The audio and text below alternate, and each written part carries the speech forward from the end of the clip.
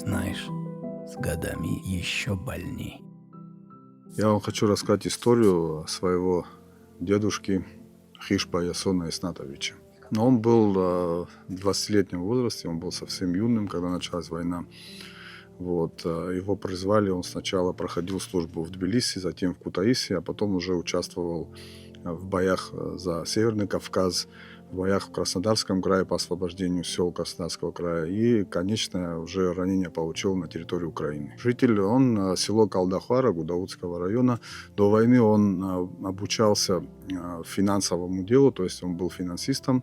В такой профессии он был призван в армию, проходил службу связистом, то есть он был связистом, как известно, это такая очень тяжелая была служба, то есть под шквальным огнем люди с кабелем, тогда же была связь, телефонная связь, они должны были прокладывать эту связь под обстрелами, под шквальным огнем, и фактически обеспечивали взаимодействие между подразделениями и отрядами для того, чтобы между ними сохранялась связь. История связанная именно вот с последним боем, где он получил тяжелое ранение. Это было, вот, как я говорил, выше на территории Украины. Шел серьезный бой, и вот под обстрелом они прокладывали линию связи. Рядом разорвался снаряд, он получил тяжелое ранение, в результате чего он долго проходил реабилитацию, лечился, но вернуться уже на фронт не смог. И вот уже рассказывал он как-то уже через несколько лет, через десятилетия даже после войны, рассказывал о том, что в этом бою они только втроем выжили. 3 человека. Это командиры и вот 2 связиста, которые были в этой роте. Награда нашла их только в 1972 году. Вот он был награжден орденом славы 3 степени.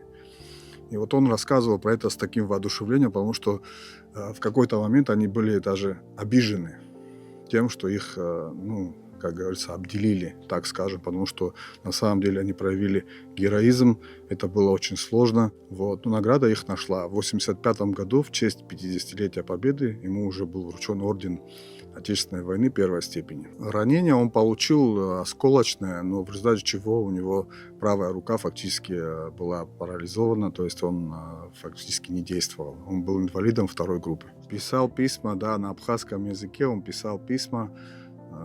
Могу прочитать, сейчас так не помню, да, есть цитата, стих, который он прислал с фронта, в 1943 году он пишет с фронта: «Сара сейгдзом ща и кастоге сыпсадгил ястует атулба, ята хозар сыпсы штоги, рабхе и шасту агурага». Патриотические стихи писал, подбадривал своих родных.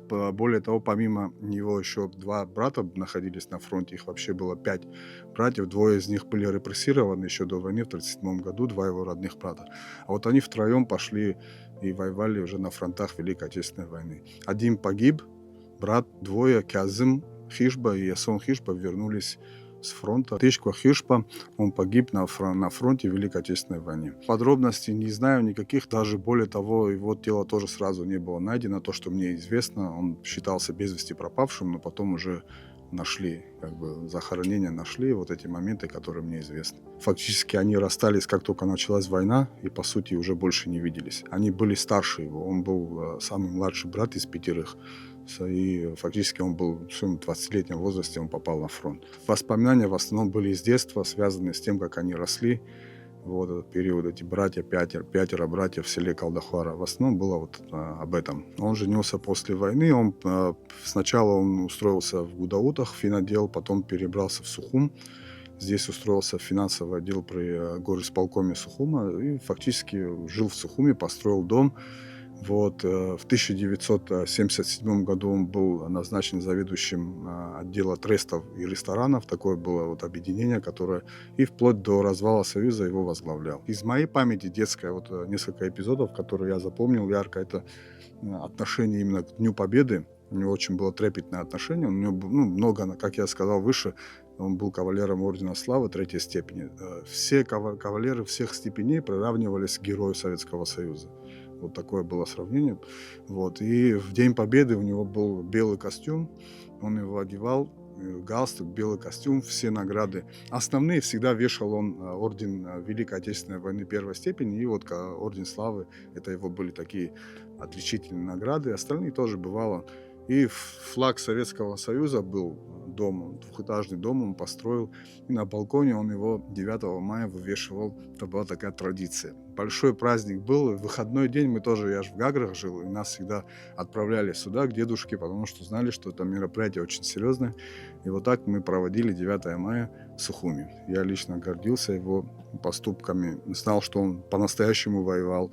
И тогда еще рассказывали, что вообще быть связистом — это такая была самая, можно даже сказать, тяжелая такая позиция, потому что, по сути, надо было и, как называется, на фронте прокладывать кабель под обстрелом, при этом, может, даже и не было времени отстреливаться.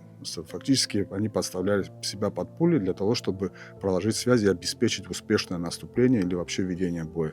И его рассказы тоже, он когда вообще рассказывал о чем-то, мало говорил он о войне, но тем не менее те фразы, которые он говорил, и как он вообще смотрел на мир, во многом тоже повлияли на формирование меня. Он очень серьезно относился вообще к тому, чтобы человек сформировался, был ответственным и вообще как бы служил своей родине. Ушел из жизни в 96 году, застал, и всю войну они в оккупированном Сухуми были. Его сын в нашей войне пропал без вести.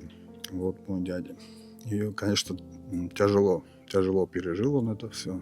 Да, после войны буквально 3 года он прожил. То есть застал вторую войну, по сути. Но эта война уже была более жестокая, потому что они и голод, и холод все перетерпели, уже будучи пожилыми людьми. Он и моя бабушка.